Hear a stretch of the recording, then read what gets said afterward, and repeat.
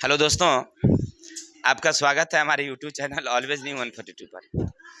तो आज हम लोग पढ़ेंगे वन एवं वन्य प्राणी संसाधन के बारे में।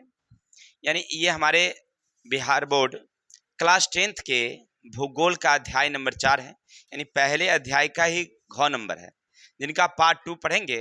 पार्ट 1 हम लोग पढ़ चुके थे, अब पार्ट 2 के बारे में हम लोग पढ़ेंगे। तो चलते हैं ज़्यादा देरी ना करते हुए पार्ट 2 की तरफ। चलिए, इस वीडियो में हम लोग क्या क्या पढ़ने वाले हैं, यानी कि इस पाठ में हम लोग क्या क्या जो शेष रह गया है उसको हम लोग देख लेते हैं फटाफट। हम सब पढ़ेंगे कि घनत्व और संरक्षण के आधार पर वन के वर्गीकरण। यानी हमारे देश में जो वन है ना, तो कल हम लोग पढ़े थे कि जो जलवायु के हिसाब से वन है उसके हिसाब से हम लोग पढ़े थे, लेकिन आज पढ़ेंगे हम लोग किसके हिसाब से, घनत्व और संरक्षण के आधार पर। फिर पादप का वर्गीकरण करेंगे, वन के विनाश और वन के संरक्षण के हिसाब से। वन के जो प्राणी है ना, जीव जंतु हैं, उनके बारे में पढ़ेंगे। प्राणियों के वितरण, वन्य पशु के विनाश और उसके संरक्षण के बारे में हम लोग विस्तार से इसमें चर्चा करेंगे। चलते हैं, देखते हैं आगे हमारा है वनों के वर्गीकरण की नवीन पद्धतियां। यानी हमारे देश में पहले तो जितने जलवायु के हिसाब से वन था उसको 5 भागों में बांटा, जिसमें हम लोग पढ़े थे उष्णकटिबंधीय सदाबहार वन, उष्णकटिबंधीय पर्णपाती वन, और डेल्टाई वन थे, कटीले वन थे और पर्वतीय वन थे। लेकिन आज हम लोग पढ़ेंगे नवीन आधार। यानी पहला है घनत्व के आधार पर। अपने देश की अगर वनों की बात करिएगा तो पूरे भारत में अगर देखते हैं तो सब जगह एक जैसा वन नहीं है। कहीं पर वन बहुत ज़्यादा है तो कहीं पर बहुत ही कम है। अब जैसे देखिए, अगर केंद्र शासित प्रदेश में देखेंगे तो अंडमान निकोबार द्वीप समूह है, वहाँ पर सबसे ज़्यादा वन है। अगर राज्य की बात करेंगे तो मध्य प्रदेश में सबसे ज़्यादा वन है। इसी तरह से केरला है, तमिलनाडु है, नहीं ऐसे जगह पर जाएंगे तो वन बहुत ही कम है। तो कुछ राज्य में बहुत ज़्यादा है और कुछ राज्य में कम है। तो घनत्व के हिसाब से हमने वनों का वर्गीकरण कर दिया। दूसरा है संरक्षण की आवश्यकता के अनुसार अगर देखेंगे तो हमारे देश में वन होना चाहिए 33.3% भूभाग पर। यह हमारा पर्यावरण संरक्षण के लिए इतना जरूरी है, लेकिन सब जगह ऐसा वन नहीं है। तो हमारे भारत सरकार ने क्या किया है, वन की सुरक्षा के लिए खास करके वन को अलग अलग श्रेणियों में बांट दिया है। तो कौन कौन श्रेणी में, तो नंबर 1 है सुरक्षित वन। अब देखिए, सुरक्षित वन को क्या गया है कि इन वनों को सरकार लगाती भी है और सरकार इसका कटाई के लिए भी क्या करती है, एक बार ठेका देती है। इस वनों में ना आप काट सकते हैं, ना पशु चरा सकते हैं, किसी तरह की आपकी उसमें गतिविधियां नहीं पाई जाएगी। माने आम लोग जो है ना, उसमें किसी तरह की गतिविधियां नहीं कर सकते हैं, उसमें जा भी नहीं सकते हैं। इस तरह की उसमें प्रतिबंध लगी होती है। सरकार द्वारा इस पर विशेष ध्यान दिया जाता है। जब उसकी कटाई का समय आता है तो एक ठेकेदार को एक दे दिया जाता है, उसकी एक साथ कटाई कर दी जाती है, फिर उसको लगा दिया जाता है। इस तरह से सुरक्षित वन कहे जाते हैं। एक दूसरा है, जैसे ये देख रहे हैं, संरक्षित वन दूसरा है। अब इस वन में कि सरकार का ही नियंत्रण होता है, लेकिन सरकार इसमें क्या करती है, खासियत क्या है कि इसको लाइसेंस देती है लोगों को और कहते हैं कि आप काट सकते हैं और पशु चरा सकते हैं। तो जो लोग जंगली लोग हैं या जंगल से संबंध रखते हैं, वो लोग लाइसेंस लेकर के अपने पशु को उसमें चराते भी हैं और उसकी कटाई भी करते हैं। तो ये दूसरे वन हो गए। चलिए, और एक तीसरा वन होता है जिसका नाम है अवर्गीकृत वन। ये हमारे आसपास गांव घर में जो पाई जाती है वने, इसको अवर्गीकृत वन में रखा गया है। इसमें सरकार की कोई गतिविधि नहीं होती है, सरकार मना भी नहीं करती है। कोई भी व्यक्ति पेड़ की कटाई कर सकते हैं, या सामान्य रूप से अगर सरकार चाहे तो रोक लगा सकती है। तो ऐसी स्थिति में जो लाइसेंस प्राप्त लोग होते हैं वो पेड़ की कटाई करते हैं। कभी कभी सुनते होंगे, जैसे आप पेड़ काट रहे हैं ना, आप खरीदे हैं, आपकी जमीन से बेचा गया है, लेकिन काटने का अधिकार आपको नहीं है। सरकार अगर चाहे तो रोक लगा सकती है। तो ऐसी स्थिति में कौन काटता है, तो जो लाइसेंस प्राप्त लोग हैं वही काट सकते हैं। ठीक है ना। जैसे आप लकड़ी लेकर के अगर जा रहे हैं कहीं, तो सरकार यानी कि चाहेगी पुलिस तो उसको रोक सकती है, लेकिन सरकार वहां पर ध्यान नहीं देती है सब पर। ये अवर्गीकृत वनों के लिए ऐसा है। ठीक है ना। अगर वो चाहे तो रोक सकती है। तो उसमें कौन लोग काटेंगे, तो लाइसेंस प्राप्त लोग। चलिए, इतना तो हम लोग पढ़ लिए थे। अब हमको पढ़ना है वन विनाश, वनों का विनाश। यानी हमारे देश में वन ना बहुत ज्यादा पहले बहुत ज्यादा था, लेकिन धीरे धीरे क्या हुआ ना, कटना शुरू हो गया, तेजी से कटने लगा। अब जब कटने लगा तो सबसे बड़ी बात पहला कि वन्य जीव विलुप्त होने लगे। वन कटेंगे तब वन जब नहीं रहेगा, जंगल नहीं रहेगा, तो जंगली जानवर कहाँ रहेंगे। अब वो अपने भोजन की तलाश में बाहर निकलेंगे, और जैसे बाहर निकलेंगे तो जो खाने वाला होगा उसको हम पकड़ के खा जाएंगे। नहीं, जैसे अपने यहाँ का समझिए खरगोश है, जैसे शाही है ना, ये जंगली जानवर हैं। या बनैया सुगर भी हमारे यहाँ मिलता है, लोग उसको भी खा जाते हैं। तो इससे क्या होता है कि जंगली जानवरों की संख्या कमने लगती है। या ये हो सकता है कि अगर वन नहीं रहेंगे तो छोटे छोटे जीव हैं उसको सुरक्षा के लिए जगह मिला नहीं, तो जो हिंसक जीव हैं उसका शिकार तेजी से कर लेते हैं। यानी जैसे बाघ है, सिंह है, अब मान लीजिए सामने कोई हिरन, सामने कोई खरगोश या कोई जीव चल रहा है, और बाघ सिंह उसको अगर देख लिया तो जंगल अगर नहीं है तो उसको खदेड़ना शुरू करेगा, तो वो कहाँ छिपेगी, छिपने का तो कोई जगह है नहीं। अगर जंगल ज्यादा रहेगा तो किधरों से किधरों छिप करके निकल जाएगी, तो हो सकता है कि वो जंगली जानवर सिंह बाघ को दिखाई नहीं पड़ेगा, तो वो ढूंढते रह जाएगा, तब तक दूसरा जानवर निकल गया। नहीं, या जंगली जानवरों के लिए क्या है समझिए कि अगर सामने से अगर वह बैठा हुआ है तो दूसरा जीव जाएगा ही नहीं, क्यों देख लेता है कि वहां भगवा बैठा है तो हम ना जाएंगे, नहीं, तो फिर उसको शिकार करने में कठिनाई होती है, जंगल नहीं है तो। और जंगल ज्यादा रहने से क्या होता है कि दोनों के लिए फायदे हैं। बाघ छिप करके जंगल में बैठा रहता है, डुबकी लगे ले, आज दूसरा जानवर चढ़ते हुए धीरे धीरे धीरे धीरे आ रहा है, देखे होंगे, आज जब नजदीक आता है तब वो लपक मारता है। नहीं, अगर हिरन दूर से ही देख ले कि बाघ वहां बैठा हुआ तो आएगा वो, क्योंकि जान रहा है कि वो हमको छोड़ेगा नहीं, तो भाग जाएगा पहले से ही, तो बाघ को पकड़ाएगा नहीं। तो दोनों के लिए है। और अगर मान लीजिए अगर खाली जगह है और हिरन पहले से देख करके अगर भागना शुरू कर दिया तो बाघ तो तेजी से पकड़ लेगी उसको। अगर कोई जंगल रहेगा तो उसमें तो छिप जाएगी वो। तो जंगल दोनों के लिए जरूरी है। तो जंगल कटने से वन्य जीव क्या होने लगे, विलुप्त होने लगे। मरुभूमि का विस्तार होने लगा, माने जहाँ जो मरुस्थल है, वन उत्पाद की कमी होने लगी, सूखा की स्थिति आ गई। तो इस तरह से हमारे मतलब जीवन में वनों का बड़ा ही महत्व रहा। नहीं, अगर वन नहीं रहता तो ये सब स्थिति देखने को मिलती है। चलिए तो आगे देखते हैं, वन्य जीवों के अस्तित्व पर विपरीत प्रभाव डालने वाले मानवीय क्रियाकलाप। यानी वन की जो प्रभाव पड़ती है हम लोगों पर, तो क्या क्या पड़ता है। तो औद्योगिक विकास, नगरीय आवास, बड़े बड़े बांध के निर्माण वन्य जीव के ह्रास का मुख्य कारण है। ऐसे अंग्रेजी शासन काल में सबसे ज्यादा इसकी कटाई हुई थी। हमारे देश में जो जंगल सबसे ज्यादा कटा है वह कब कटा है, देखिए, क्योंकि उसका मूल उद्देश्य था अंग्रेजों का कि ज्यादा से ज्यादा हम लोग लाभ इससे लें। नहीं, और इससे ज्यादा लाभ लेने के चक्कर में भारत को वो अपना देश नहीं समझता था, वो समझता था कि जितना यहाँ से काट करके ले चलो तो ले चलो, तो इसलिए वो ज्यादा काटा था। लेकिन इसके अलावा हमारे देश में जब औद्योगिक विकास हुआ तो जहां जहां जंगल थे उसकी कटाई हो गई। नगरीय आवास जहां बनने लगे तो जंगल काट करके आवास बनने लगे। बड़े बड़े बांध का जब निर्माण हुआ तो वन्य जीव इत्यादि का क्या होने लगा, ह्रास होने लगा।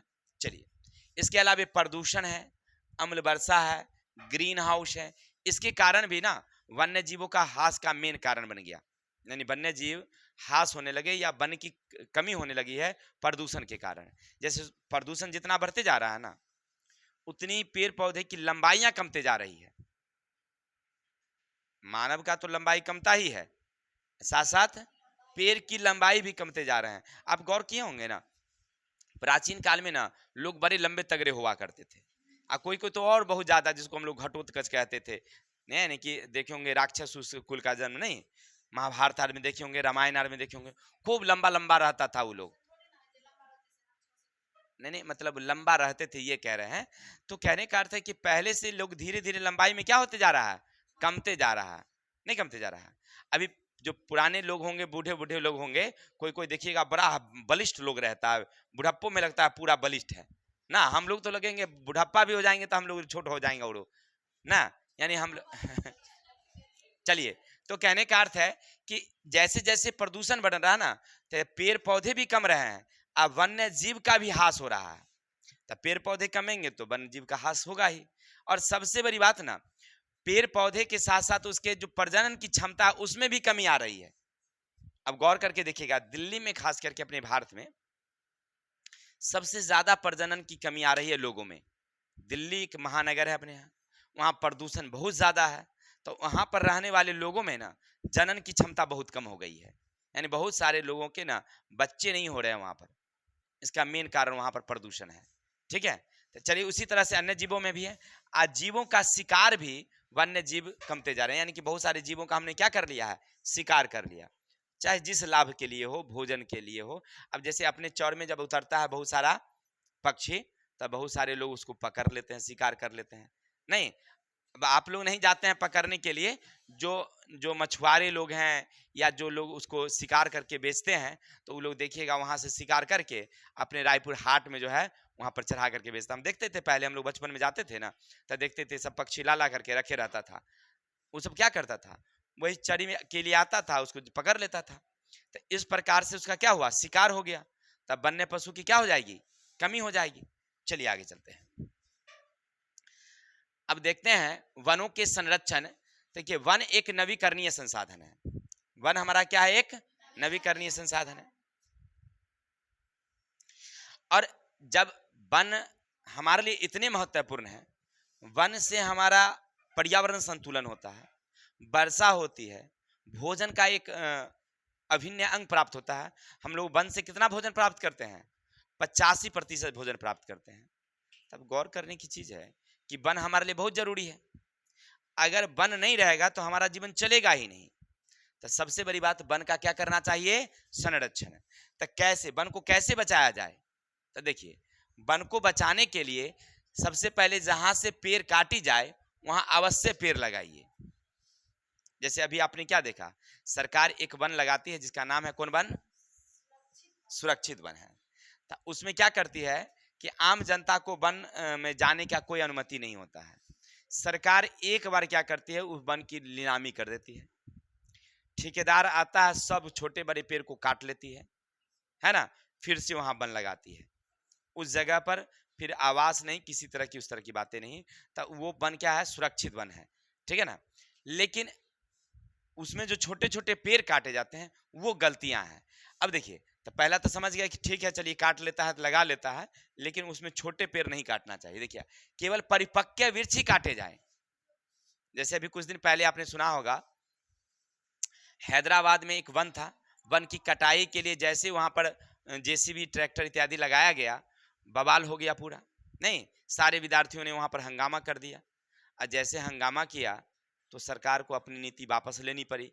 अब जाकर के उस पर धारा लग गई है 144। अब पेड़ की कटाई रुक गई है, पेड़ नहीं कट रहा है। तो कहने का अर्थ है कि पेड़ जब कटाई कर रहे हैं तो वहां पर क्या होता है ना कि छोटे बड़े सब पेड़ काट देते हैं। क्योंकि भवन बनाना हो, उद्योग लगानी हो, तो केवल परिपक्व पेड़ काट लेंगे तो काम चलेगा नहीं। इसलिए पेड़ जब कटाई होगी तब परिपक्व पेड़ काटिए, छोटे पौधे नहीं काटना है। चलिए अब ठीक है, काट के आप दूसरा लगाएंगे तो उसको थोड़ा सा बड़ा होने में समय लग जाता है, 2-4 साल नहीं समय लग जाता है, तो उतनी हानि तो हो जाती है ना। इसलिए हमेशा बड़े पेड़ काटेंगे जो परिपक्व हो चुकी है, कटने वाला है। वन क्षेत्र की कटाई के लिए फसल चक्र पद्धति अपनाई जाए। यानी वन पेड़ की कटाई करते हैं, अगर मान लीजिए कटाई कर रहे हैं तो वहां पर भी फसल चक्र। अब ये क्या हुआ भाई, मतलब ये कि जहां पर आप महोगनी का पेड़ लगाए हैं, अगर काटे हैं तो वहां पर एवोनी का पेड़ लगाइए। एवोनी का अगर काट लिए हैं तो महोगनी लगाइए, मतलब कि दूसरे प्रजाति का पेड़ लगाइए। तो उससे क्या होगा कि पौधे के पोषक तत्व बने रहेंगे और पौधा आराम से वृद्धि विकास करेगा। अब वहां पर महोगनी काट लिए और फिर से महोगनी ही लगा दिए, देवदार काट लिया, देवदार ही लगा दिए, तो फिर उसको पोषक तत्व मिलेगा। वही कह रहा है यहाँ पर कि जब हम लोग पेड़ काटेंगे तो ठीक है, लेकिन उसके लिए फसल चक्र पद्धति अपनाएंगे, यानी बदल करके वहां पर पौधे लगाएंगे। आगे हैं, वन क्षेत्र का विस्तार किया जाए। वन क्षेत्र का विस्तार किया जाए अर्थात नए वन लगाए जाए। माने जो खाली जगह है ना उस जगह पर पेड़ लगाइए।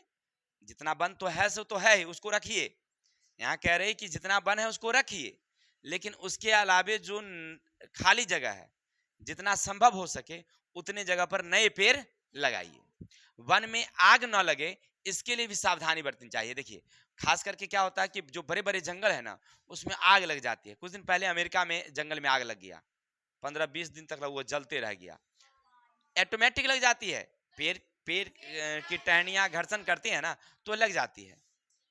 अब उसको क्या कहते हैं, उसको बंद कर रहे हैं, यानी कि बुझाने का कोई तरीका समझ में नहीं आ रहा था। हेलीकॉप्टर से पानी भर भर के भेजा जा रहा था। हाँ हाँ हाँ, वो उसमें देखे होंगे, अपने ध्यान दिए होंगे, चाहे देखे भी होंगे। उसमें क्या करता है, समझिए वो कढ़ाई जैसा, कढ़ाई जैसे अपने दिमाग में लगाइए, वैसा रहता है। उसको हेलीकॉप्टर में बांध दिया जाता है और उसको नदी में ले जा करके उसको नीचे गिराया जाता है, तो भर गया। और फिर वो आग के सामने ले जा करके ऐसे उलझ दिया जाता है, तो जा करके अरे जितना ही मुझावेगा ना भाई, और बड़ा वाला रहता है, सरकार की व्यवस्था है, एक दो हेलीकॉप्टर थोड़ी रहता होगा, लगा देता होगा 10 20 50 को एक के बारी में, गया उठा उठा के लाता होगा नहीं। अब कहेगा तो सर जी दमकल नहीं ले जाएगा, उस जंगल में दमकल जाने का रास्ता रहेगा तब ना ले जाएगा भाई, क्योंकि पेड़ इतना सघन रहता है, उसमें कैसे जाएगी गाड़ियां, नहीं। तो उसमें गाड़ी उड़ी का व्यवस्था नहीं होता है, तो उस तरह से कहीं प्राकृतिक रूप से वर्षा उर्षा होती है। ऐसे सरकार तो चाहेगी कुछ भी कर सकती है, मालूम है, बिना मौसम का भी वर्षा हो जाती है। एक केमिकल आता है, वो बादल पर छिड़ देगा ना तो बारिश करा देता है। देखें कैसी बताइए, हम लोग चांद पर चले गए, आई 8-9 किलोमीटर बादल है वो हम नहीं देखे हुए हैं। अरे हम नहीं गए हैं, जाने वाले लोग जाते हैं, हेलीकॉप्टर से जाएंगे, हवाई जहाज से जाएंगे, ऊपर केमिकल छिड़ देंगे, बारिश हो जाएगी। होता है ऐसा दिल्ली। देखिए चलिए, हाँ ठीक है, दिमाग लगाइए ऐसे ही। चलिए अब आगे, अब आगे चलेंगे, सुनिएगा।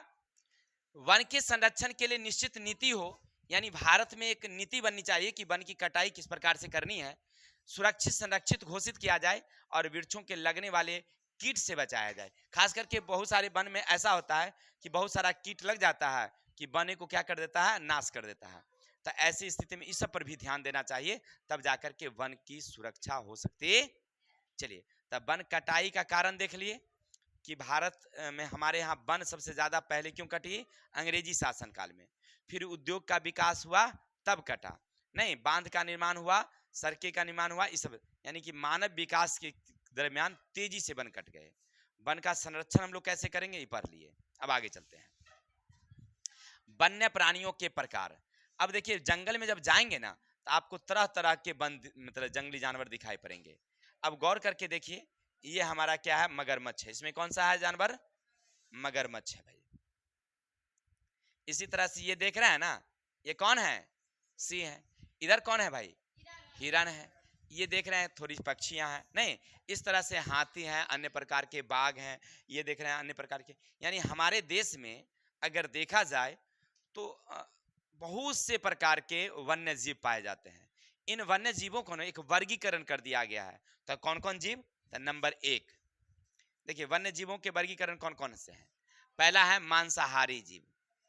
पूरा का वर्गीकरण हम लोग कैसे किए हैं, तो मांसाहारी। अच्छा, मांसाहारी जीव किसको कहेंगे, जो केवल मांस खाता है, मांस खाता नहीं है, केवल मांस खाता है। मांस तो हम लोग भी खाते हैं, तो हम लोग मांसाहारी थोड़ी हैं, हम लोग क्या हैं, सर्वाहारी हैं। मनुष्य कौन सा जीव है भाई, सर्वाहारी। हम लोग पढ़े थे उसमें बायोलॉजी में, हाँ माने हम लोग सब कुछ खाते हैं, मांसों खाते हैं, हरे पौधे भी खाते हैं, जीव जंतु भी खाते हैं, नहीं खाते हैं। तो आप मत लिख दीजिएगा ऊपर हम शाकाहारी हैं, तो गलती हो जाएगी। लिखेगा मनुष्य सर्वाहारी है, ठीक है। आप खाइए चाहे ना खाइए, उसे मतलब ना। मनुष्य क्या है भाई, बायोलॉजी में एक ऑब्जेक्टिव क्वेश्चन है, याद रखिएगा। कौन सा है ये, अच्छा। तो मांसाहारी समझ गए कि जो केवल मांस खाता हो, जैसे बाघ, बेचारी भूख मर जाएगी लेकिन खाएगी तो केवल मांस खाती है। और वो भी जानते हैं जंगल में वो जिंदा ही खाती है, ऐसे पिंजरा में भूख के मारे वो खा लेती है मरा हुआ, लेकिन वो जंगल में खाती है तो केवल खाती है, जिंदा खाती है, अपने से शिकार करके ताजा पकड़ के खाती है। मरल जानवर मिल गया वो सूंघ के चली जाएगी, वो नहीं खाएगी उसको, समझ आ रही है कि बर्बाद बेहद चीज है। आ ताजा दौड़ते हुए को पकड़ के आ तब खाती है, तब खाती है, अब मजा आया खाने में भाई, ठीक है। तो समझ रहे हैं ना कि मांसाहारी जीव में कौन कौन, तब बाघ, सिंह, चीता, तेंदुआ, ये सब क्या है, मांसाहारी है। आगे है शाकाहारी जीव। अरे तेंदुआ तो अपना दलसिंह में कुछ दिन पहले मिला। तेंदुआ तो ऐसे भी मिलते रहता है कभी कभी आसपास में, फिल्म में नहीं। अरे आसपास कुछ दिन पहले अपने दलसिंह सराय के जो मंगल सा चौक पर है उस पर तेंदुआ मिला ना, कुछ दिन पहले, 4-5 साल पहले की बात है। हुआ क्यों यूं सुबह का टाइम था, जो वहां की जो बलान नदी है, वो बलान नदी से ना कहीं से भाग करके वो आ गई। ठंडा का दिन था, कुहेसा का मौसम था। वो अपना तेंदुआ बैठी हुई थी अपना आराम से, वो जंगल से निकल के नदी से और शहर में प्रवेश कर गई थी। रात में अंधेरा था तो कुहेसा में कौन देखता है, वो अपना बैठी हुई थी। आज सुबह सुबह 6 बजे यार का टाइम होगा या 7 बजे का टाइम, दुकान खोलने के लिए जैसे शटर उठाया, 2 भाई से गया था, एगो शटर उठाया, एक गया था पानी लाने के बगल में चापाकल पर, कि तेंदुआ जो है हमला कर दिया। वो शटर उठाया उस पर, वो चिल्लाया कस के, चिल्लाया तो उसका एगो और भाई था, वो जो बर्तन था वो ले लिए दौड़ा वहां पर से, दौड़ के आया तो देखा कि उसको एकदम दोनों ठमपटकी कर रहा है। भाई हमको मारेगा तो हम भी तो बाघ से कुछ समय तक लड़ेंगे ना, भले वो हिंसक है, उसका पंजा तेज है या ज्यादा बलवान है वो अलग बात है, लेकिन कुछ तो हम लड़ेंगे ना। वो लड़ा। जब वो उसका भाई आया ना, तब दोनों मिल के जब हिर गया, तब देखा कि तेंदुआ और सारे लोग दौड़ गए। तेंदुआ ने गली में घुस गया। इत्तेफाक वो गली, जिस गली में घुसा ना, वो गली में दोनों तरफ से गेट था, वो गेट को बंद कर दिया गया। अब तेंदुआ उसी के अंदर फंस गया, जाए तो जाए कहाँ भाई। फिर पूरे हल्ला हुआ, पुलिस आई, अन्य प्रकार के सारे लोग आए। फिर वन विभाग पटना को बुलाया गया चिड़ियाघर से, वहां से आए तो वो क्या किया ना, वो देखिए पकड़ने का तरीका जो हम लोग सुने थे, मुर्गी को ना वो दे दिया विष का सुई और उसको छोड़ दिया गया उसमें। जब वो गया तो अंदर तो मुर्गी को वो खा गया। जैसे खाया तो बेहोश हो गया। खाने के बाद बेहोश हुआ, फिर जाल में पकड़ के उसको गाड़ी पर लोड करके उसको ले गया, जाके चिड़ियाखाना में रख दिया। ठीक है ना, ऐसे होते रहते हैं। अब बचपन में अपने गांव में एक कहानी सुनते हैं हम लोग, कह रहा था बगल में एक राय जी थे, वो ना होता अपने यहाँ एक चौर इलाका है, कोई है ऐसा, जहां पर वो पशु चराने गया हुआ था। अब पशु चराने गया हुआ था तो एक भाई चरा रहा था और वो सो गया। एक बाघ जो है ना वो आया, तो उसको देखा, जब सोया हुआ तो वो देख लिया कि आ रहा है बाघ, तो सोचा कि अब भागेंगे तो इसे खा जाएगा हमको, इसलिए वो आराम से सो गया, सांस आर बंद करके आराम से रोक करके। बाघ नहीं नहीं, वास्तविक अपने गांव की कहानी है। कहते हैं हाँ जी अपने गांव की। तो वो सो गया और क्या हुआ, बहुत दिन पहले की बात है, और उसका वो बघवा ना वहीं पर जाके बैठा रहा वो। ठीक है ना, देखिए बाघ वहां से हटा नहीं, वहीं पर बैठा रहा। और दूसरा भाई जब देखा कि अरे भाई, उधर से जब आया वो तो देखा कि भाई के बगल में वो बाघ बैठा हुआ है। वो क्या किया, लाठी रखे हुए था, रायजी का तो लाठी तनी मजबूत होबो करता है भाई। हाँ हाँ। अब वह क्या किया, पीछे से ही ना बाघ पर ना आया धीरे धीरे, और ऐसा लाठी मारा कि उसके सिर पर मारा। और जैसे मारा ना कि बाघ पूरा उछला, तेजी से उछला और कूद गया। मतलब वो जो सोया हुआ था उस, वो तो जागा हुआ था, ये था, वो पकड़ लिया उसको भौर पा जा करके। पहले के लोग बलिष्ठ तो थे ही, ऐसे किससे कहते हैं हम लोग नहीं जानते हैं, हमने देखा नहीं। वो पकड़े हुए है, वो बघवा को पकड़े हुआ है, पिछल का जो है दे लाठी पर से दे रहा है सिरे पर, 10-20 लाठी सिरे पर जब मारा ना कि बघवा वहीं पर बेहोश हो गया। बस उसका काम तमाम कर दिया। अब पहले के लोग बड़ा बलिष्ठ होते थे जी। अब कहिएगा कहाँ हुआ था, तो बगल फरकिया है ना, फरकिया में लोग जाते थे। वो एक मतलब अपने बिहार में ही जिला है उधर में, तो उधर में जो है लोग पशु चराने के लिए जाते थे, अपने गांव के लोग थे। चलिए छोड़िए, अब वो सब हमको नहीं पढ़ना है, थोड़ा सा खिस्सा सुना दिए हम लोग, जो सुनते हैं अपने बगल के लोग थे इसीलिए वो खिस्सा कहता है। अब चलते हैं बुआ जी, वन्य पशुओं के हास के कारण क्या समझेगा। तब वन्य पशु के हास के कारण मेन है, हाँ हरास का कारण सुनिए सुनिए सुनिए, अत्यधिक शिकार करने, अत्यधिक शिकार करने और वन के कटने के कारण, ये दो कारण हैं। वन के कटने के भी कारण और दूसरा ज्यादा शिकार होने के कारण। अभी पीछे हम लोग पढ़ रहे थे, क्या हुआ कि बहुत सारे जंगली जानवर को हम लोग क्या कर लेते हैं अपने भोजन के लिए या अधिक लाभ के लिए। कुछ दिन पहले आप सुने होंगे, एक बीरप्पन नामक डाकू था, सतपुरा के जंगल में रहता था वो महाराष्ट्र में। और वो क्या करता था, हाथी का शिकार करता था। हाथी का शिकार करके और वो दांत उसका काट के बेच देता था। एक एक हाथी की दांत जो है 3-3 4-4 लाख रुपए में बिकती है। एक हाथ दांत, दूगो अगर दांत है तो उसको 6 लाख का काम हो गया। एगो हाथी मारा 6 लाख का काम। जंगल में बहुत सारे हाथी थी। चंदन लकड़ी का तस्कर था वो, इतना बड़ा मूछे था, सुने होंगे बीरप्पन। उसके बारे में कहानी क्या है भाई कि उसके पास एक अंगूठी थी, कोई दुश्मन उसको आ जाता था तो अंगूठी फट जाता था। पता चल जाता था उसको कि कोई दुश्मन हमारा, हमारे ग्रुप में भी कोई अगर हमारा दुश्मन है तो पता चल जाता था कि हमारे बारे में शिकायत करने वाला कौन है। हाँ, उसका जादुई कोई अंगूठी था। और जानते हैं सरकार उससे डरती थी, ऐसा डाकू था कि भारत सरकार उससे डरती थी। कितने जाकर के बहुत ही कठिनाई से उसको मारा गया है ना। और वो सतपुरा के जंगल में चंदन के लकड़ी और हाथी दांत का कितना तस्करी कर दिया वो। अब समझिए यहाँ पर क्या हुआ कि वन्य वन्य पशु का वो खाने के लिए नहीं, लाभ के लिए। अब जैसे वो हिरन है, काला हिरन, उसके एक हिरन की जो खाल होती है ना वो 5-5 लाख रुपया में बिकती है। हाँ, अब बताइए हम अगर तस्कर हैं तो जितना, तस्कर का मतलब होता है कि वन्य पशु या जंगली जानवरों को काट काट करके उसके खाल को, दांत को, या जो बिकने वाली चीजें हैं उसको हम लोग बेचते चलेंगे। नहीं, अपने यहाँ भी देखे होंगे लोग सुअर को पकड़ के क्या कर देता है, बेचता है, काट करके खा जाता है, मार के खा जाता है। और मारने के चक्कर में वो लड़का पिछले साल मर गया अपने यहाँ, मोटरसाइकिल से जा रहा था, अब सामने से वो सुअर भागा जा रहा था, उसको मारने के चक्कर में मोटरसाइकिल से उसको धक्का जो मारा, उसको तो मार दिया, तू तो मर ही गया, सुगरो मर गया, इतना तेजी से मारा, साथ साथ में वो भी मर गया लड़का, मारने वाला भी मोटरसाइकिल से एक्सीडेंट कर गया, तो दोनों का एक बार हो गया काम खत्म। नहीं, चलिए, तो हम लोग पढ़ रहे थे अत्यधिक शिकार, सुनिए, और दूसरा है वनों की कटाई। इसके कारण है बढ़ती जनसंख्या और औद्योगिक विस्तार के कारण भी तेजी से क्या हुआ है, इसका शिकार हुआ है। अब चलिए वन्य जीव को निम्नलिखित वर्गों में विभाजित किया जा सकता है। देखिए हमारे यहाँ वन्य जीव हैं, अब तो कट गया, वहां तो देख लिए वन के अन्य जीवों में।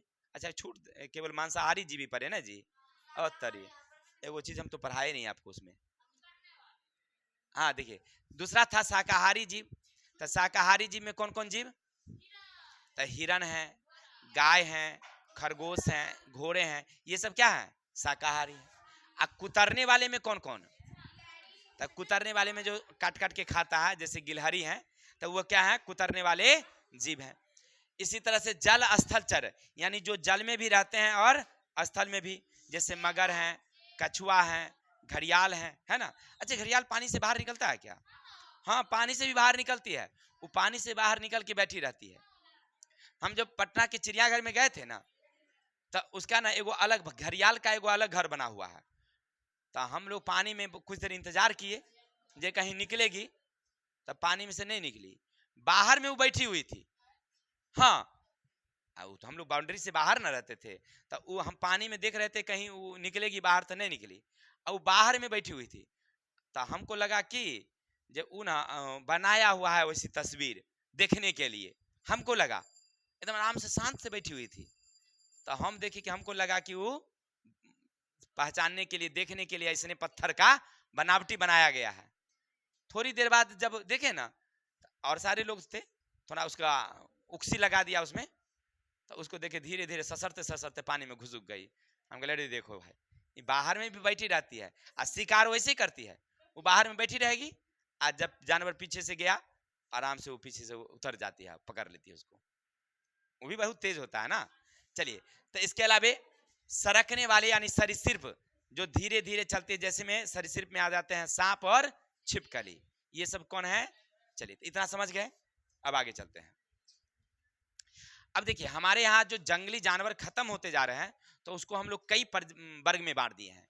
एक है सामान्य प्रजातियां, जैसे गाय, भैंस, कुत्ते, बिल्ली, बकरियां, इसकी संख्या कम है क्या, बहुत है भाई। अच्छा, सब पशु में सबसे ज्यादा पशु कौन है अपने भारत में, गाय है, याद रखेंगे, ठीक है। चलिए, तो सामान्य प्रजाति समझ गए कि कौन कौन पशु हो गया। अब दूसरा है संकटग्रस्त प्रजाति। तो मतलब ग्रस्त प्रजाति जो है उसकी संख्या ना बहुत कम है, अब धीरे धीरे विलुप्त होने के कगार पर चली गई है, मतलब बहुत कम है उसकी संख्या। जैसे बाघ देखिए, जानते हैं 2000 शायद 10 की 10 के हिसाब से हमारे यहाँ बाघ की संख्या 1700 कुछ रह गया है। वो आगे देखेंगे। देखिए पूरे देश में 1700 तो बहुत ज्यादा हुआ। अपना गांव में आदमी ना देखिए कितना है, 10,000 आदमी होगा अपना गांव में खाली, नहीं हो पंचायत में 10,000 से कम नहीं होगा आदमी इतना है। अब पूरे देश में 1700 तो बहुत ज्यादा हुआ, बहुत कम हुआ। चलिए इसके अलावे सुभेद्य प्रजातियां माने कुछ ऐसे हैं जो आसानी से उपलब्ध नहीं है, बहुत कम मात्रा में कहीं कहीं देखने को मिलती हैं। इसके अलावे स्थानबद्ध प्रजातियां माने कुछ ऐसी प्रजातियां हैं जो उसी जगह जहां पर उसकी जन्म होती है या जहां पर वो पाई जाती है वो दूसरे प्रदेश में नहीं होती है, वो खास प्रदेश में पाई जाती है। जैसे अपने यहाँ का अगर कोई प्रजाति है उसको अगर दूसरे प्रदेश में ले जाइएगा तो वहां नहीं रहेगी। जैसे कुछ दिन पहले हमारे यहाँ क्या हुआ, मोदी जी ले आए कौन सी चीता लाए, तो चीता हमारे यहाँ रहा नहीं रहा, क्योंकि वो जलवायु हमारे जलवायु के हिसाब से अब नहीं रह पाई। तो ऐसे प्रजाति को क्या कहते हैं हम लोग, स्थानबद्ध। और एक विलुप्त प्रजातियां जो बिल्कुल यही क्या हो गई है। चलिए आगे चलते हैं। अब चलते हैं वनों और वन्य जीवों के विनाश के कारक और कारण पर ध्यान देते हैं। देखिए वन्य जीव के विनाश और उसके कारक कौन थे, अब वन के कटने का क्या कारण था। तो दोनों का मेन कारण था अंग्रेजी सरकार। अपने देश में वन की कटाई, जंगली जानवरों का कम होने के पीछे मेन कारण है अंग्रेज। अभी अभी बताए, अंग्रेज हमारे वनों को सुरक्षित नहीं की, वो अपने लाभ के लिए किया। सुरक्षित संरक्षित घोषित किया था क्योंकि हमारे यहाँ देश में क्या चल रही थी उस समय, झूम खेती। आदिवासी समाज क्या करता, जंगल काट देता और उसमें अपना खेती कर लेता था। तो अंग्रेजवा देखा कि सब तो जंगल काटिए देगा तो हम लोग कौन चीज करेंगे, तो कहा कि जंगल कटाई बंद। अब अपने लाभ के लिए काट रहा है काट रहा है काट रहा है, स्लीपर के लिए हो, रेल की पटरी के लिए हो, मतलब क्या कहते हैं उसका बॉडी के लिए हो, ये नाव के लिए हो, नहीं मकान के लिए हो, दूसरे दूसरे देश में भी जाना है तो अपने यहाँ से काट के ले जा रहा है। क्लियर। तो इस तरह से वन का कटाई हुआ। अंग्रेजी शासनकाल में वन्य जीव का भी खूब शिकार हुआ।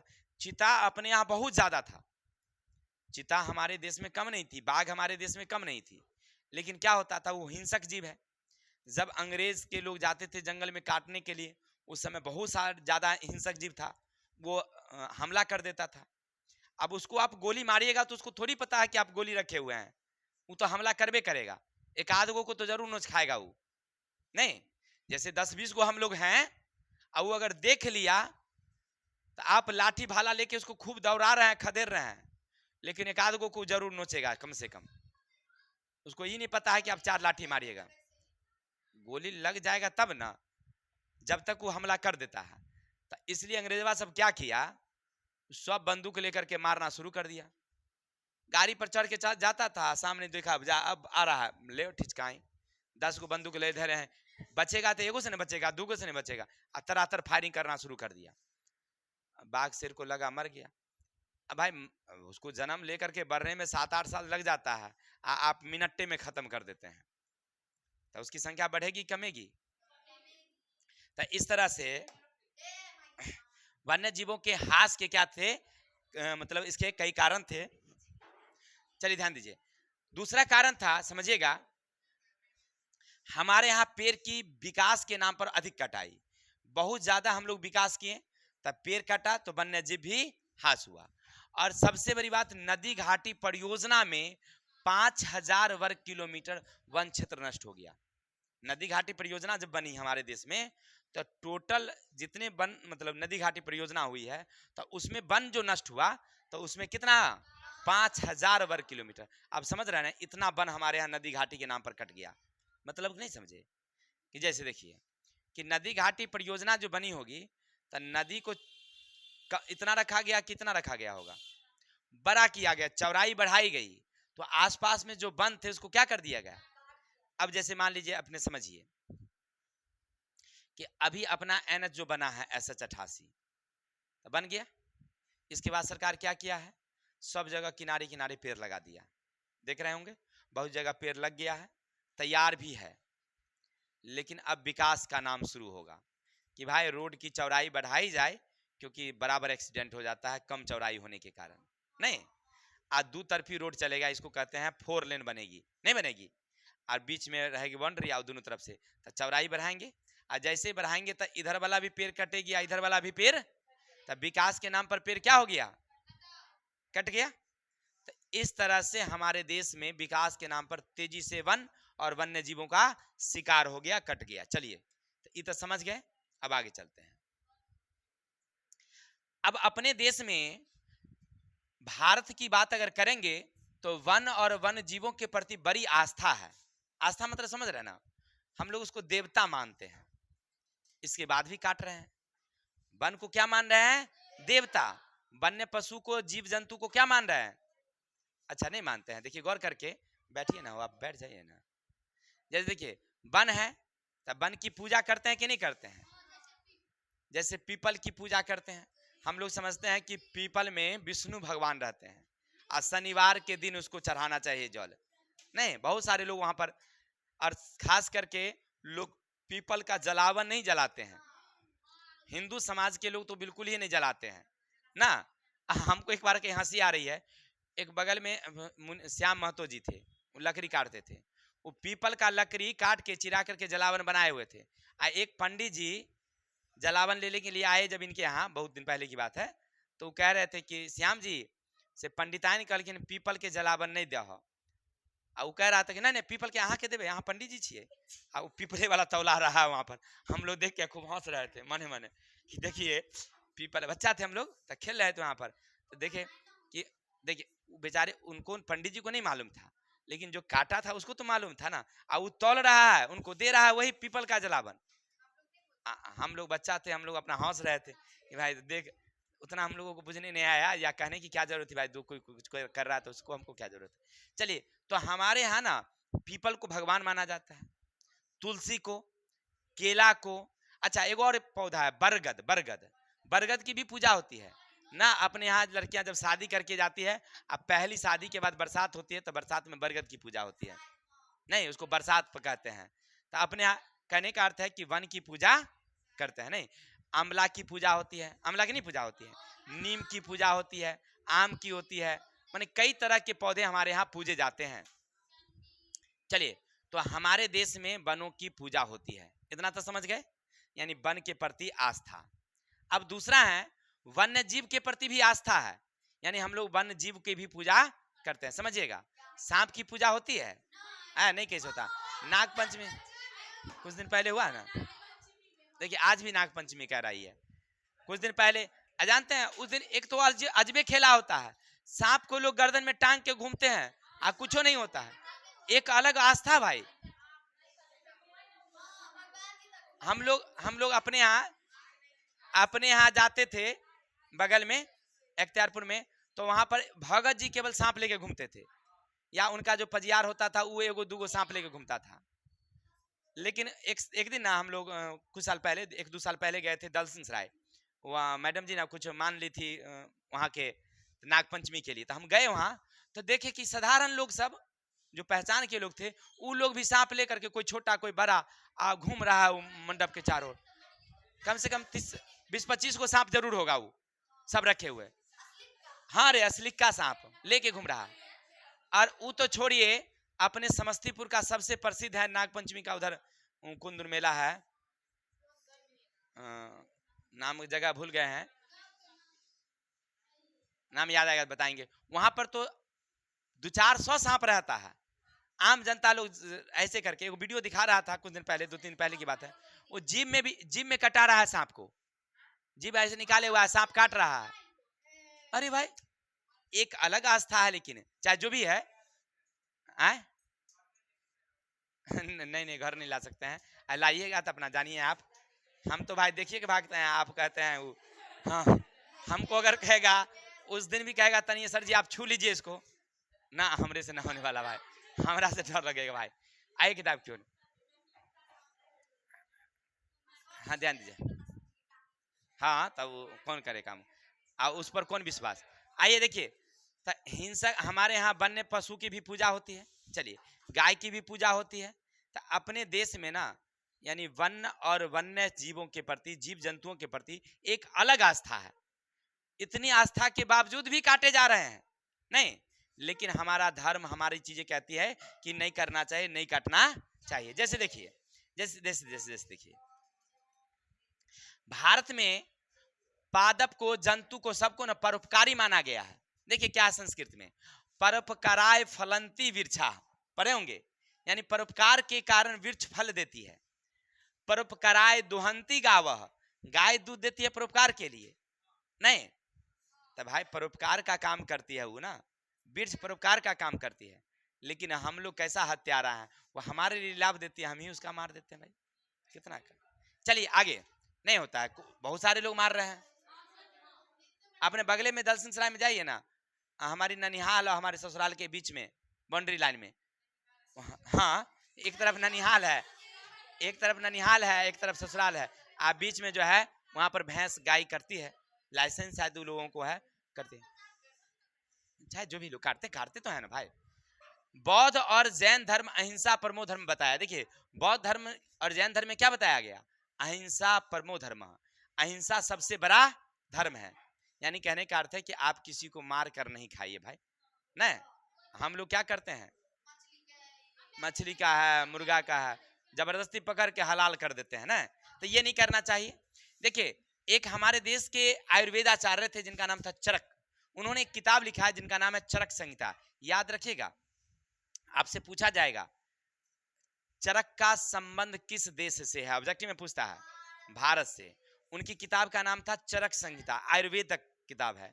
उनमें उन्होंने बताया है कि 200 से अधिक, सॉरी गलती हो गया, हाँ 200 से अधिक पशु के बारे में बताया कि पशु हमारे लिए किस काम के लिए है, कैसे उसका उपयोग किया जाए अपने लाभ के लिए, है ना। आगे दूसरा है 300 से अधिक पादप के बारे में बताया कि वह कैसे उपयोगी हैं। जैसे हम लोग पिछले दिन पढ़े कि सिनकोना, कुनैन, ये सब हम किससे प्राप्त करते हैं, पौधा से, कोई मलेरिया के उपचार के लिए, कोई कैंसर के इलाज के लिए। तो कहने का अर्थ है पौधा कहीं ना कहीं उपयोगी है ना। जानते हैं दांत दर्द हो हम बता देते हैं गोमंगनिया दवा, ऐसे तो हम दवा बेचते हैं, नहीं बताना चाहिए, लेकिन अपने यहाँ पर जो है ना वो जो नदी है ना जहाँ पुल है, पुल से इधर एक पौधा है, ठीक है ना, वो पौधा का नाम हम नहीं जानते हैं लेकिन पौधा है, हम देखे हैं, ठीक है ना। उसमें ना बैर बैर नहीं होता, बैर खाते हैं, वो ऐसी पत्तियां हैं उसमें, और वो पत्ती को पानी में रख के उबाल कर कुल्ला करिएगा ना तो दांत का सूजन मतलब दर्द खत्म हो जाता है। हम नाम नहीं जानते हैं, हमको दांत दर्द हुआ ना तो हमको एक आदमी ले गया, कहा कि सर जी आपके बगल में दवा है, आप परेशान हैं, मंगनिया दवा आपको बताते हैं, नहीं रे चिरचिरी नहीं है, वो दूसरा है। वहां जब गए वो बता दिया, हम तोड़ के लाए 2-3 दिन और उबाल के कुल्ला किए ना तो दांत सूजन था ना वो धीरे धीरे ठीक है खत्म हो गया, कोई दवा नहीं खाए, और कुल्ला करने के बाद दर्द आराम हो गया, अभी तक ठीक ठाक है। तो कहने का मतलब क्या है कि आयुर्वेद नहीं हुआ, कितना अच्छा चीज हुआ कि बिना दवा का बिना पैसा का काम हो गया भाई। चलिए अब चलते हैं, अच्छा ध्यान दीजिए, वन पशुओं का संरक्षण। देखिए हमारे देश में ना वन्य पशु कट गया, मर गई, बहुत सारे शिकार हो गई, तो उसकी संख्या कम गई, तो सरकार देखी कि भाई वन पशु का भी संरक्षण बहुत जरूरी है। तो इसके लिए क्या किया गया है, हमारे यहाँ ना कई तरह के राष्ट्रीय प्राणी उद्यान बनाए गए हैं, इसके अलावे अभ्यारण्य बनाई गई है, अन्य प्रकार के और सारे चीज लगाए गए, जिनमें देखिए राष्ट्रीय प्राणी उद्यान, वन्य जीव अभ्यारण्य, जैव आरक्षित क्षेत्र इत्यादि घोषित कर दिया गया, ताकि यहाँ पर कोई तरह का शिकार नहीं हो और जंगली जानवर सुरक्षित रह सकें। इसके लिए चलते हैं, देखते हैं। देखिए हमारे देश में राष्ट्रीय प्राणी उद्यान की संख्या याद रखिए, ऑब्जेक्टिव में पूछेगा आपसे, 102 है। कितना है भाई, यानी जो राष्ट्रीय प्राणी उद्यान है हमारे देशों में कितनी है, जिनमें 85 प्रमुख हैं, जिनमें एक देख रहे हैं ना मानस नेशनल पार्क, मानस, अच्छा ये कहाँ है, असम में है, कहाँ है, दूसरा है काजीरंगा नेशनल पार्क, वो भी कहाँ है, असम में है। अच्छा वो तो वहाँ असम में है, अपने बिहार में कौन है, नहीं बेगूसराय में नहीं, पटना में है, उसका नाम है संजय गांधी जैविक उद्यान। परीक्षा में पूछेगा संजय गांधी जैविक उद्यान कहाँ है, पटना में, यानी पटना का जो चिड़ियाघर सुनते हैं कि नहीं सुनते हैं, तो उसका अंग्रेजी में क्या नाम है, Sanjay Gandhi biological park, Sanjay Gandhi biological park, यानी कि संजय गांधी जैविक उद्यान, आज शॉर्टकट में पटना के चिड़ियाघर। हाँ ठीक है ना। तो आपको ये नहीं पूछेगा कि पटना का चिड़ियाघर कहाँ है, तो आप बोलिए दीजिएगा पटना में, लेकिन आपसे ऐसे नहीं ना पूछेगा। हम लोग तो ये नहीं जानते हैं कि पटना में चिड़ियाघर है, तो ऐसे पूछेगा परीक्षा में नहीं ना पूछेगा। पूछेगा कैसे कि संजय गांधी जैविक उद्यान कहाँ है, पटना में। चलिए, तो ये सब याद रखिएगा, किताब पढ़ लीजिएगा। आपसे पूछेगा कि मानस नेशनल पार्क कहाँ है, काजीरंगा कहाँ है ना, जिम कॉर्बेट नेशनल पार्क कहाँ है, तो उत्तराखंड में जिम कॉर्बेट कहाँ है। चलिए, सबसे बड़ी है वही याद रखेंगे, पूरे भारत में सबसे पहली और सबसे बड़ी कौन है, जिम कॉर्बेट। ये तो समझ गए आप लोग। अब आगे बढ़िए। अभ्यारण्य, भारत में अभ्यारण्य की संख्या 528 है, यहां भी जंगली जानवर हैं, याद रखिएगा। अब कहेगा सर तो अभ्यारण्य और पार्क का मतलब क्या हुआ, तब पार्क रे बउआ, उनमें जंगली जानवर को पिंजरा में रखा जाता है, सब जानवर को अलग अलग पिंजरा, हिरन का अलग पिंजरा। पटना का चिड़ियाघर गए हैं कि नहीं गए हैं आप लोग, बहुत सारे गए होंगे स्कूल की तरफ से, तो आप नहीं गए, देखिए ये सब गई है मनका वाला स्कूल से। चलिए ध्यान दीजिए, राजगीर गए थे हम लोग, पटना का हाँ हम लोग गए थे, हम लोग तो अपने ऐसे पैसे से गए थे घूमने के लिए, अपने पैसे से।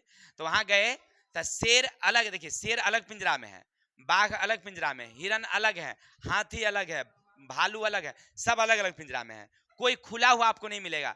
तब पार्क का मतलब समझ गए कि उसमें सब जंगली जानवर, सब जो भी जीव हैं सब अलग अलग घर में रहेगा, वो घर से वो घर में नहीं जा सकती है, नहीं तो सब में मार फायर हो जाएगा कि तू काहे हमारा घर में आया, नहीं। लेकिन अभ्यारण्य जो बुआरे अभ्यारण्य जो होता है ना, वो संख्या कितनी, 560। अच्छा, नेशनल पार्क कितने, 102। महत्वपूर्ण, तब प्रमुख वाला तो नहीं पूछेगा, सीधे पूछेगा नेशनल पार्क कितने हमारे देश में, 102। अभ्यारण्य कितने, इसमें बहुत सारे नेशनल पार्क है, 528 तो बहुत ना हुआ जी, नहीं हुआ। तो यहाँ पर जानते हैं जंगली जानवर सुरक्षित ऐसे खुला घूम रहा है, बाघ ऐसे घुमा जा रहा है, हिरन ऐसे घुमा जा रहा है, हाथी ऐसे घूमी जा रही है, अपना अपना, कोई किसी को टोकने वाला नहीं है, अपना अपना घूम रहा है ना। अब भगवा को मन हुआ तो 2-4 को खाइयो लिया, है ना, ओकरा में कोई रोके टोके वाला नहीं है। पार्क में तो ये रहेगा कि वो बाउंड्री से वो बाउंड्री में नहीं जाएगा, हिरन वाला बाउंड्री में चल जाएगा, तू कहेगा इधर कहा आ गया, नहीं। लेकिन उसमें कोई किसी का घर नहीं है। जैसे अपने बिहार में 2 अभ्यारण्य है, याद रखेंगे। अपने बिहार में कितने अभ्यारण्य है, एक है गौतम बुद्ध अभ्यारण्य गया जिला में, याद रखेंगे, गौतम बुद्ध अभ्यारण्य, एक है वाल्मीकि अभ्यारण्य चंपारण में, चंपारण में। तो सर जी ये फोटो कहाँ वाला है, तब वाल्मीकि अभ्यारण्य चंपारण का है, याद रखेंगे। देख रहे हैं ना कितना बड़ा पानी का स्रोत है, और इसके आसपास में बहुत बड़ा क्षेत्र है, और उसमें जंगली जानवर अपना घूम रहा है, ऐसे ऐसे यहाँ पर बगवा बैठल है, उन्हें से हिरन आई 50-60 को एकदम झुंड बना करके पानी पीने के लिए, और जैसे ही पानी पीने के लिए मुड़िया डुबाई, बगवा हमला कर दिया, अब भागा सब एकदम जान प्राण लेके। हाँ, अब बगवा एगो पर निशाना लगाता है, उस सब पर नहीं लगाता, एगो पर, जो पातर दुबर रहेगा, दौड़ने में कम रहेगा, नहीं ओकरे पर निशाना लगाएगी, पकड़ेगी ओकरे पहले। हाँ, तानिया मने मने सोच रही कि हमरे पर निशाना लगेगा कि भाई, ना तेरा पर नहीं लगेगा। चलिए, कहने का अर्थ है तो समझ गए कि अभ्यारण्य में जंगली जानवर क्या होते हैं, खुले घूमते हैं। अब चलेंगे जैव मंडल, सुनिएगा, जैव मंडल, जैव मंडल की संख्या कितनी है भाई, लेकिन कहां, तब पूरे विश्व में, पूरे विश्व में जैव मंडल। अब भारत में कितना, या तो विश्व वाला पूछ दे तो आप लिख देंगे कि विश्व वाला कितना है, 243। अब भारत में कितना भाई, 18 है। लेकिन भारत में सबसे पहला जैव मंडल जो बनाया गया था वो याद रखिएगा नीलगिरी, ठीक है ना, 1986 में, 1986 में सबसे पहला नीलगिरी में जैव अभ्यारण्य मतलब जैव आरक्षण क्षेत्र घोषित किया गया था। अब वहां पर देख रहे हैं ना, वहां पर कई तरह के जानवर थे, उसको संरक्षित घोषित कर दिया गया, बाघ हैं, हाथी हैं, अन्य प्रकार के जीव हैं, नहीं। चलिए सुनिएगा, वानिकी शिक्षा बढ़ाई जाए ताकि वन अनुसंधान केंद्र खोली जाए। मैंने कहने का अर्थ है कि अगर वन को बचाना है, अब वन्य जीव को बचाना है, तो कहने का अर्थ है कि हम लोगों को ऐसी शिक्षा देनी चाहिए कि पेड़ पौधा कैसे आगे तेजी से बढ़ेगा, नहीं जंगली जानवर को कैसे हम लोग शिकार से बचाएंगे, इस सब भी अगर ध्यान दिया जाए तो जंगली जानवर की भी बचाव की जा सकती है। हाँ दे दो ना ओकर 2 दिन निकाल के 11 से दे दो। सुनिएगा मेरे भाई, वन के प्रति प्राचीन संस्कृति की नीति अपनाई जाए, यानी वन को बचाना है तब पहला तो शिक्षा दीजिए ऐसा कि ताकि वन को हम लोग तेजी से लगावे बढ़ावे। नहीं अब हमरा तो अकेले नहीं है, हमको कहिएगा वन लगाने के लिए तो हमको खाद कौन डालना है पता है, हमको कौन उर्वरक डालना है पता है, गलती डाल देंगे जरिए जाएगी क्या, नहीं बैगन आर में नहीं होता, हम लोग नहीं जानते हैं इतने यूरिया डाल देंगे अगर से तनी तेजी से बढ़ेगी, नजर आएगा कि 2 दिन बाद मालूम सब जर गई, नहीं जर गई, तो ऐसा होता है। अब हमको कनैल तोड़ने के लिए भेज दीजिएगा तो हम पत्ता तोड़ के फेंक देंगे, नहीं सरसों वाला तो उदाहरण देखिए कि आप लोग अच्छा देखिए ये कह रहे कि सरसों वाला उदाहरण देखिए, एक बार ना हमको मम्मी बोली कि नदी में खेत है अपना, जुताई हो रहा था, तो बोली कि जाओ छिड़ देना, तो हमको एक इतना मुट्ठी में दी, तो हम गए, हमको तो बुझने आया नहीं, हम क्या किए अब छिड़ना शुरू कर दिए, तो अब सरसों गिरता था दिखाई पड़ भी नहीं करता था, तो हम पूरा छिड़ दिया अच्छा से, हाँ आधो खेत नहीं हुआ सरसों खत्म हो गया, तो हम दौड़ल आए फिर से, मम्मी को बोले कि तन के सरसों दी खत्म हो गया, कल के जोरे तोरा के कैसन तो चाहिए पूरा खेत में छीटे के रहो, हम कहले तो अब दिखाइए नहीं पड़लो हमरा, तो हम बुझले कि नहीं उगले हो अच्छा से, हाँ कल फिर दिए थोड़ा सा, कल की जा इतने में पूरा छिड़ दिए, अब छिड़ दिए, अब जब पौधा जब हुआ इधर इतना घौन पौधा उगा, फिर जन लगा करके उसको बचवाना पड़ा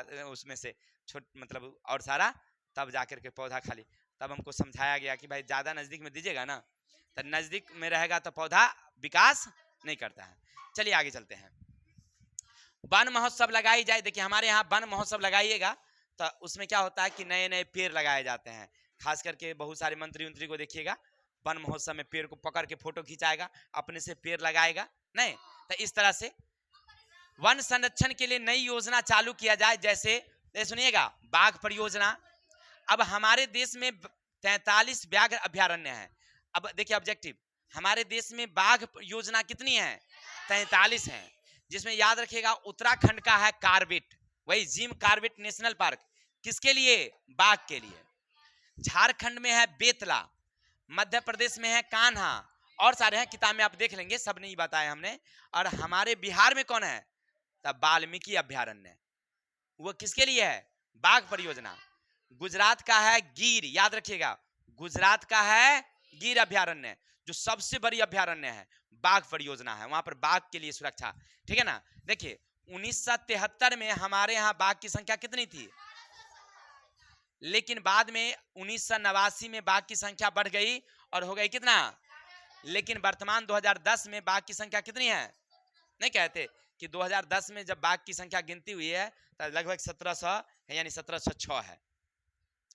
अब देखिए अगर वन बचाना है, वन्य जीव बचाना है तो बाघ परियोजना तो है ही, इसके अलावे हाथी परियोजना, घड़ियाल परियोजना, नहीं राजस्थान का घाना पक्षी विहार भारत का सबसे बड़ा है, याद रखिएगा आपसे पूछा जाएगा कि भारत का सबसे बड़ी पक्षी विहार कौन है तो घाना, अगर बाघ परियोजना में सबसे बड़ा तो गुजरात का गिर, बाघ परियोजना में सबसे बड़ी,